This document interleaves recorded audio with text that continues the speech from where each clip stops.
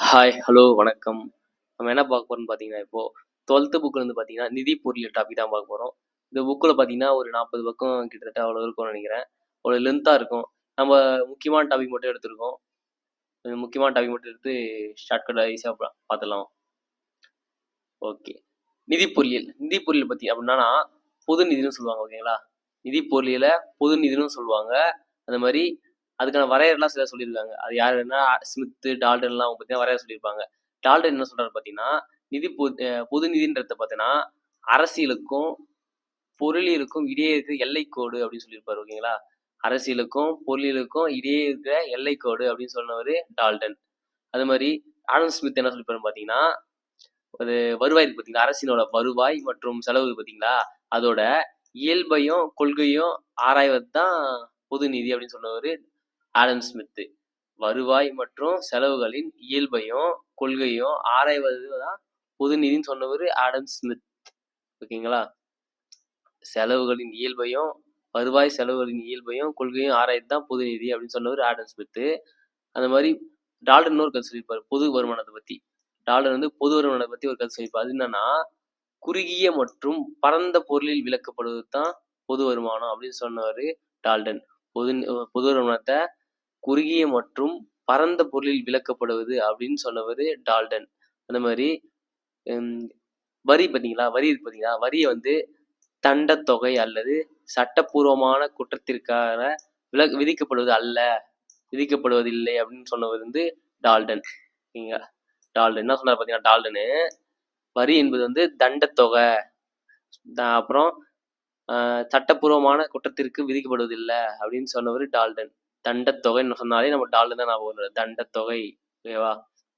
அதுக்கப்புறம் பார்த்தீங்கன்னா, அனட்டோல் முராட்ன்னு சொல்றாரு பார்த்தீங்கன்னா, அனட்டோல் முராட்ன்னு சொல்றாரு பார்த்தீங்கன்னா, ஒரு நபர் அல்லது ஒரு நிறுவனம் வந்து அரசிடமிருந்து எந்த ஒரு நன்மையும், அதாவது அரசிடமிருந்து எந்த ஒரு நன்மையும் எதிர்பாராமல் அரசுக்கு கட்டாயம் செலுத்தக்கூடியது தான் வரி அப்படின்னு சொன்னவரு அனட்டோல் முராட். ஒரு நபர் அல்லது ஒரு நிறுவனம் அரசிடமிருந்து எந்த ஒரு நன்மையும் எதிர்பாராமல் அரசுக்கு கட்டாயம் செலுத்தக்கூடியது தான் வரி அப்படின்னு சொன்னவரு அனட்டோல் முராட். அங்க பார்த்தீங்களா, டாலர் சொல்லியிருப்பாரு பார்த்தீங்கன்னா, வரிய பத்தி ஒரு தண்டத்தொகை அப்படின்னு சொல்லியிருப்பாரு. ஓகேங்களா? தண்டத்தொகைனா அது அது மீனிங் என்னன்னு சொல்றாங்க பார்த்தீங்கன்னா, சட்டத்தை மீறுவோர் மீது விதிக்கப்படுவது. ஓகேவா? சட்டத்தை மீறுவோர் மீது விதிக்கப்படுவது தான் தண்டத்தொகை அப்படின்னு சொன்னவரு டால்டன் சொல்லியிருப்பாரு. ஓகேங்களா? சட் சட்டத்தை மீறுவோர் மீது சுமத்தப்படுவது தண்டத்தொகை அப்படின்னு சொன்னவரு டால்டன். அது மாரி நேர்முக வரி பத்தி சொல்லியிருப்பாங்க. நேர்முக வரி பார்த்தீங்கன்னா, அது வந்து ஒரு வளர் வீதம் கொண்டது அப்படின்னு சொல்லியிருப்பாங்க. வளர் வீதம் கொண்டது. ஓகேங்களா? நேர்முக வரி என்பது வளர் வீதம் கொண்டது. அது அதோட டெஃபினேஷன் சொல்றாங்க பார்த்தீங்கன்னா, ஒரு வருமானமும் செல்வமும் இருக்கு பார்த்தீங்களா, அதுக்கு விதிக்கப்படுவது தான் அரசுக்கு சாரி பார்த்தீங்கன்னா, நேர்முக வரின்றது வந்து நபரின் வருமானம் மற்றும் செல்வம் மீது விதிக்கப்பட்டு அரசுக்கு நேரடியாக செலுத்தக்கூடியது. அரசுக்கு நேரடியாக செலுத்தக்கூடியது நேர்முக வரி. அது எதுன்னு பார்த்தீங்கன்னா, வருமானத்துக்கும் ஒரு செல்வத்தின் மீது விதிக்கப்படுவாங்க அது. அது வந்து இது வளர் வீதம் கொண்டது. நேர்முக வரின்றது வளர் வீதம் கொண்டது. இது வந்து பார்த்தீங்கன்னா, வரி சுமை வந்து ஒருத்தர் மீது தான் இருக்கும். ஓகேங்களா? வரி சுமைன்றது ஒரு நபர் மீது தான் விழும். இதே மறைமுக வரி பார்த்தீங்கன்னா, அது இது ஒவ்வொருத்தர் மேலும் மாறிட்டே இருக்கும். இது வந்து பார்த்தீங்கன்னா, வரி ஏய்ப்புக்கு அதிக வாய்ப்புள்ளது. வரி ஏய்ப்புக்கு வாய்ப்புள்ளது. சிலர்லாம் பார்த்தீங்கன்னா, வருமான வரி கட்ட மாட்டாங்க. வருமான வரி அது மாரிலாம் கட்ட மாட்டாங்க. அதுக்காக தான் வரி ஏய்ப்பு ஏற்படும். அது வந்து அதிகமா ஏற்படுவதுன்னா நேர்முக வரியில தான் ஏற்படும். இது வந்து நேர்முக வரி பார்த்தீங்கன்னா, பணவீக்கத்த குறைக்கும். ஓகேங்களா? நேர்முக வரி பணவீக்கத்த குறைக்க உதவுது. நேர்முக வரி பணவீக்கத்த குறைக்குது. அதுவே மறைமுக வரி பணவீக்கத்த அதிகரிக்கும். மறைமுக வரி. மறைமுக வரின்னு பார்த்தீங்கன்னா, ஒருவர் நுகரும் பண்டங்கள் மற்றும் பணிகள் மீது விதிக்கப்பட்டு மறைமுகமாக அரசுக்கு விதிக்கப்படுவது. ஓகேவா? மறைமுகமாக அரசுக்கு விதிக்கப்படுவது, செலுத்துவது அதான் பார்த்தீங்கன்னா மறைமுக வரி. நுகரும் பண்டங்கள் மற்றும் பணிகள் மீது விதிக்கப்பட்டு மறைமுகமாக அரசுக்கு செலுத்துவது மறைமுக வரி. இது பார்த்தீங்கன்னா, தேய் வீதம் கொண்டவை. இதுவே நேர்முக வரி பார்த்தீங்கன்னா, பலர் வீதம் கொண்டவை. மறைமுக வரி தேய் வீதம் கொண்டவை. அந்த மாரி இது வரி ஏய்ப்புக்கு கடினம். வரி ஏய்ப்புக்கு கடினம். அது கட்டாயம் செலுத்தியே ஆகணும் வரி இது பார்த்தீங்கன்னா. ஒரு பொருள வாங்குறோம்னா, அதுக்கான வரி வந்து கட்டாயம் செலுத்தியே ஆகணும்.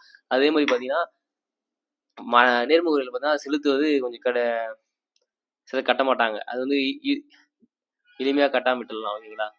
அப்புறம் மறைமுக வரி பார்த்தீங்கன்னா, பணவீக்கத்த ஏற்படுத்தும். ஓகேவா? மறைமுக வரி பணவீக்கத்தை ஏற்படுத்தும். அது மற்றவர் மீது மாற்றிவிட முடியும்.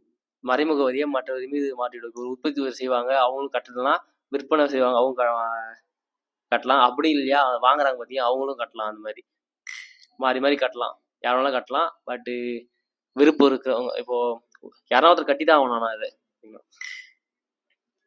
மறைமுக வரி பார்த்தீங்கன்னா, அதை பற்றி டால்டன் என்ன சொல்லியிருப்பாரு பார்த்தீங்கன்னா, 2+2 என்பது 4 அல்ல, அது 3 அதுக்கு குறைவாக இருக்கலாம். அதான் வந்து மறைமுக வரி அப்படின்னு சொன்னவர் டால்டன். 2+2 என்பது 4 அல்ல, அது 3 அல்லது அதற்கும் குறைவாக இருக்கும் என மறைமுக வரியை குறிப்பிட்டார் அவரு. அப்புறம் பார்த்தீங்கன்னா, இந்த புகையிலை பார்த்தீங்களா, புகையிலை, மது போன்ற பொருட்களுக்கு பார்த்தீங்களா, அதன் மீது விதிக்கப்படுவது தான் பார்த்தீங்கன்னா பாவ வரி. ஓகேவா? புகையிலை மற்றும் மது போன்ற பொருட்கள் மீதான வரி வந்து பாவ வரி. இது வந்து மறைமுக வரின்னு சொல்லுவாங்க. ஓகேவா? மறைமுக வரியில் ஒன்று சரக்கு மற்றும் சேவை வரி. ஜிஎஸ்டி பார்த்தீங்கன்னா, இந்த ஜிஎஸ்டி பற்றி பார்த்தீங்கன்னா, இது வந்து மறைமுக வரி. இது வந்து பார்த்தீங்கன்னா சரக்கு மற்றும் சேவை வரின்னு சொல்லுவாங்க. ஓகேவா? ஜிஎஸ்டி வந்து சரக்கு மற்றும் சேவை வரின்னு சொல்லுவாங்க. மறைமுக வரிகள் ஒன்று. பார்த்தீங்கன்னா இது வந்து எப்போ வந்து நிறைவேற்றப்படுதுன்னா, பாராளுமன்றத்தில் 2017 மார்ச் 29 அப்பதான் பார்த்தீங்கன்னா நிறைவேற்றப்பட்டது பாராளுமன்றத்தில். 2017 மார்ச் 29. இது வந்து பார்த்தீங்கன்னா மார்ச் 29, 2017. இந்த மாதிரி ஜிஎஸ்டி நடைமுறைக்கு வந்த நாள் எப்போ வந்து நடைமுறைக்கு வந்துச்சுன்னு பார்த்தீங்கன்னா, ஜூலை 1 வந்து 2017 பார்த்தீங்கன்னா வந்திருக்கும் ஜிஎஸ்டி. 2017 ஜூலை 1 2017 ஜிஎஸ்டி நடைமுறைக்கு வந்த நாள். அது பார்த்தீங்கன்னா நாடு முழுவதும் பார்த்தீங்கன்னா ஒரே மறைமுக வரியாக உள்ளது. நாடு முழுவதும் ஒரே மறைமுக வரி தான் இருக்கு. ஒரே ஒரு மறைமுக வரி தான் இருக்கு. அதான் ஜிஎஸ்டி. அது பார்த்தீங்கன்னா 3 வகையா பிரிக்கலாங்க. அது வந்து சிஜிஎஸ்டி, எஸ்ஜிஎஸ்டி, அப்புறம் ஐஜிஎஸ்டி. இந்த சிஜிஎஸ்டி பார்த்தீங்கன்னா இது வந்து சென்ட்ரல் கவர்மெண்ட். இது எஸ்டி அது வந்து நிர்வகிப்பாங்க ஸ்டேட் கவர்மெண்ட். சரி, சென்ட்ரல் கவர்மெண்ட் நிர்வகித்து பார்த்தீங்கன்னா சிஜிஎஸ்டி. எஸ்டிஎஸ்டி பார்த்தீங்கன்னா ஸ்டேட் கவர்மெண்ட். இது வந்து ரெண்டுமே ஐஜிஎஸ்டி பார்த்தீங்கன்னா ஸ்டேட் மட்டும் சென்ட்ரல் கவர்மெண்ட் ரெண்டுமே சேர்ந்து நிர்வகித்து பார்த்தீங்கன்னா ஐஜிஎஸ்டி.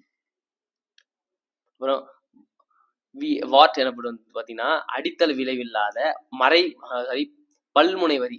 வாட் என்பது பல்முனை வரி. அதுவே ஜிஎஸ்டி என்பது ஒரு முனை வரி. வாட்ன்றது பல்முனை வரி, ஜிஎஸ்டின்றது ஒரு முனை வரி. பொதுக்கடன். பொதுக்கடனை பற்றி டெய்லர் என்ன சொல்றாரு பார்த்தீங்கன்னா, நடப்பு நிதி பற்றாக்குறையை சரி செய்வதற்காக திரட்டப்படும் நிதி தான் கடன் அப்படின்னு சொல்றாரு. பொதுக்கடனை பற்றி என்ன பண்றாருன்னா, நடப்பு ஒரு சப்போஸ் ஒரு காசு தேவைப்படுதுன்னா அதுக்காக திடுக்குன்னு வாங்குறோம் பார்த்தீங்களா, அதான் கடன் அப்படின்னு சொன்னது டெய்லர். அதை பார்த்தீங்கன்னா டெஃபினேஷன் எப்படி சொல்றாங்க பார்த்தீங்கன்னா, நடப்பு நிதி பற்றாக்குறையை சரி செய்வதற்காக திரட்டப்படும் நிதி தான் பொதுக்கடன் அப்படின்னு சொன்னவர் பிலிப் டெய்லர். அப்புறம் பார்த்தீங்கன்னா வெளிநாட்டு கடன் அல்லது வெளிநாட்டு கடன் அளவு பார்த்தீங்கன்னா 2018 நேரடி பார்த்தீங்கன்னா இந்தியர்கள் இருக்கிறாங்க பார்த்தியா, ஒவ்வொருத்தருக்கும் கடன் எவ்வளவு பார்த்தீங்கன்னா $380 இருக்கான். ஒவ்வொருத்தரும் தலைவீத கடன் பார்த்தீங்கன்னா $380 இருக்கான். இந்தியாவுடைய தலைவீத கடன் பார்த்தீங்கன்னா 380. இது எப்போ பார்த்தீங்கன்னா 2018 நிலவரப்படி. கடனுக்காக அரசு வந்து தனி ஒரு நிதியை ஒதுக்குதான். அது வந்து மூழ்கும் நிதின்னு சொல்லுவாங்க. ஓகேங்களா? கடனுக்காக அரசு வந்து தனி ஒரு நிதியை ஏற்படுத்தும். அதை மூழ்கும் நிதின்னு சொல்லுவாங்க. இதை வந்து அறிமுகப்படுத்துறது யாருன்னு பார்த்தீங்கன்னா இங்கிலாந்தை சேர்ந்த வால்போல் வந்து பார்த்தீங்கன்னா மூழ்கும் நிதியை அறிமுகப்படுத்தியிருப்பாரு. டால்டன் பார்த்தீங்கன்னா கடன் மாற்றுதல் கடன் வலுவை குறைக்கும் அப்படின்னு சொன்னார். டால்டன் சொல்றது பார்த்தீங்கன்னா கடன் மாற்றுதல் கடன் வலுவை குறைக்கும். கடன் மாற்றுதல் கடன் வலுவை குறைக்கும் சொன்னவர் டால்டன். மாதிரி வரவு செலவு திட்டம். வரவு செலவு திட்டம் பார்த்தீங்கன்னா சட்டப்பிரிவு 112 படி பார்த்தீங்கன்னா மத்திய வரவு செலவு திட்டம். மத்திய வரவு செலவு திட்டம் பார்த்தீங்கன்னா 112. இதே மாநில வரவு செலவு திட்டம் பார்த்தீங்கன்னா 202. 202 பார்த்தீங்கன்னா மாநில வரவு செலவு திட்டம். இதே மத்திய வரவு செலவு திட்டம் பார்த்தீங்கன்னா 112. அப்புறம் நிதிக்கு வாக்கெடுக்கும் வரவு செலவு திட்டம். அதை வந்து நொண்டி வாத்து வரவு செலவு திட்டம்னு சொல்லுவாங்க. நிதிக்கு வாக்கெடுக்கும் வரவு செலவு திட்டத்தை நொண்டி வாத்து வரவு செலவு திட்டம்னு சொல்லுவாங்க. அந்த மாதிரி செயல்திறன் வரவு திட்டத்தை பார்த்தீங்கன்னா சாதனை திட்டம்னு சொல்லுவாங்க. செயல்திறன் வரவு செலவு திட்டத்தை சாதனை திட்டம்னு சொல்லுவாங்க. இது அப்படின்னா என்னன்னு பண்றாங்கன்னா, எந்த ஒரு வரவு திட்டமோ வெளியீட்டின் அடிப்படையில் வரவு செலவு திட்டம் அமைந்தால் அது வந்து செயல்திறன் வரவு செலவு திட்டம்னு சொல்லுவாங்க. எந்த ஒரு வரவு செலவு திட்டமோ வெளியீட்டின் அடிப்படையில் வரவு செலவு திட்டம் அமைந்தால் அது செயல்திறன் வரவு செலவு திட்டம்னு சொல்லுவாங்க. அதுக்கப்புறம் பார்த்தீங்கன்னா, இது வந்து என்ன செஞ்சோம், எவ்வளவு செஞ்சுக்கிறோம் அப்படின்னு மக்களுக்கு வந்து தெரிவிக்கணும் இதுல. என்ன செஞ்சோம், எவ்வளவு செஞ்சுக்கிறோம் அப்படின்றத மக்களுக்கு தெரிவிக்கணும். அதனால தான் இது வந்து சாதனை திட்டம்னு சொல்லுவாங்க. இது ஒரு பார்த்தீங்கன்னா, சாதனை திட்டம். செயல்திறன் வரவு செலவு திட்டத்தை சாதனை திட்டம்னு சொல்லுவாங்க. அந்த மாதிரி சமநிலை வரவு செலவு திட்டத்தை பார்த்தீங்கன்னா, வருவாயும் செலவும் சமமா இருந்தா அது சமநிலை வரவு செலவு திட்டம். ஒரு அரசு வந்து கவர்மெண்ட் வந்து வருவாய் வந்து இவ்வளோன்னு நியமிச்சிருக்கோம். அது வந்து செலவும் பார்த்தீங்கன்னா, அதுக்கு சமமா இருந்துச்சுன்னா, அது வந்து பார்த்தீங்கன்னா, சமநிலை வரவு செலவு திட்டம். இதுவே சமநிலை அற்ற வரவு செலவு திட்டம் பார்த்தீங்கன்னா 2 வகைப்படும். இது பார்த்தீங்கன்னா, உபரி வரவு செலவு திட்டம், பற்றாக்குறை வரவு செலவு திட்டம். உபரி அப்புறம் பார்த்தீங்கன்னா, பற்றாக்குறை வரவு திட்டம். உபரி வரவு செலவு திட்டம் பார்த்தீங்கன்னா, அரசு எதிர்நோக்கும் வருவாயை விட பார்த்தீங்கன்னா, வருவாயோட திட்டமிட்ட செலவு வந்து கம்மியா இருக்கும். அதாவது அரசு எதிர்பார்க்கும் பார்த்தியா வருவாய்க்கு பார்த்தீங்களா, அதை விட பார்த்தீங்கன்னா, திட்டமிட்ட செலவு வந்து கம்மியா இருந்துச்சுன்னா, அது வந்து உபரி. அது மாத்தி சொல்றேன். வரவு செலவு திட்டம் பார்த்தீங்க வருவாய்க்கு பார்த்தீங்களா, திட்டமிட்ட செலவை விட அதிகமா இருந்துச்சுன்னா, ஓகேங்களா, வருவாய் வந்து செலவை விட அதிகமா இருந்துச்சுன்னா, அது வந்து உபரி வரவு செலவு திட்டம். அந்த மாதிரி பற்றாக்குறை வரவு செலவு திட்டம் பார்த்தீங்கன்னா, கவர்மெண்ட் எதிர்பார்க்கும் பார்த்தியா வருவாயை, அதை விட திட்டமிட்ட செலவு வந்து அதிகமா இருந்துச்சுன்னா, அது வந்து பற்றாக்குறை வரவு செலவு திட்டம். அப்போ வருவாயோட செலவு அதிகமா இருந்துச்சுன்னா, அது பற்றாக்குறை வரவு செலவு திட்டம். வருவாயோட செலவு அதிகமாச்சுன்னா பற்றாக்குறை வரவு செலவு திட்டம். இதே வருவாயோட செலவு வந்து கம்மியா இருந்துச்சுன்னா, அது வந்து உபரி வரவு செலவு திட்டம். அப்புறம் கூட்டமைப்பு நிதி. கூட்டமைப்பு நிதின்னு பார்த்தீங்கன்னா, இப்போ மத்திய பட்டியலில் பார்த்தீங்கன்னா, பாதுகாப்பு, ரயில்வே, தபால் தந்தி அது மாதிரிலாம் இருக்கு. அது மாதிரி 100 இனங்கள் இருக்கு. துறைகள்னு சொல்லுவாங்க. துறைன்னு சொல்லலாம், இனங்கள்னு சொல்லலாம். 100 துறைகள் இருக்குன்றாங்க மத்திய பட்டியலில். அதே மாதிரி மாநில பட்டியலில் பார்த்தீங்கன்னா, 61 துறைகள் அதாவது இனங்கள் கொண்டுள்ளதுன்னு சொல்றாங்க. மாநில பட்டியலில் பொதுநலன், காவல் போன்ற 61 இனங்கள் இருக்கு. அதுவே இணைப்பு பட்டியல் இருக்கு பார்த்தீங்கன்னா, ரெண்டுத்துக்கும் 2 சேர்ந்து நிர்வகிப்பாங்க. அது பார்த்தீங்கன்னா 52 இனங்கள் இருக்காம். 52 இனங்கள் இருக்கா. மத்திய மற்றும் மாநிலங்களுக்கு பொதுவாக இருக்கும் ரெண்டுமே. இது வந்து 52. மாநில பட்டியல் பார்த்தீங்கன்னா 61. அப்புறம் மத்திய பட்டியல் பார்த்தீங்கன்னா 100.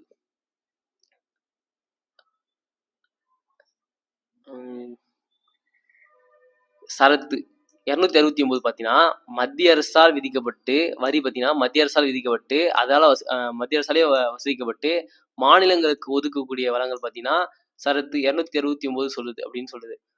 மத்திய அரசால் விதிக்கப்பட்டு வசூலிக்கப்பட்டு அது மாநில அரசுகளுக்கு ஒதுக்கப்படணும் அப்படின்றது சரத்து 269 சொல்லுது. அதே மாதிரி மத்திய அரசால் விதிக்கப்பட்டு மாநில அரசால் வசூலிக்கப்படுவது மற்றும் பயன்படுத்துவது பத்தி குறிப்பிட்டது வந்து பார்த்தீங்கன்னா, சரத்து 268. 269, 68. 68 என்ன சொல்லுதுன்னா பார்த்தீங்கன்னா, மத்திய அரசால் விதிக்கப்பட்டு மாநில அரசால் வசூலிக்கப்படுவது அது மாநில அரசே பயன்படுத்துவது பார்த்தீங்கன்னா 268. இதுவே மத்திய அரசால் விதிக்கப்பட்டு மத்திய அரசாலே வசூலிக்கப்பட்டு பிறகு மாநில அரசுக்கு வந்து கொடுக்குறது பார்த்தீங்கன்னா 269. அவ்வளோதான். பார்த்தீங்கன்னா நிதி பொறியியல்.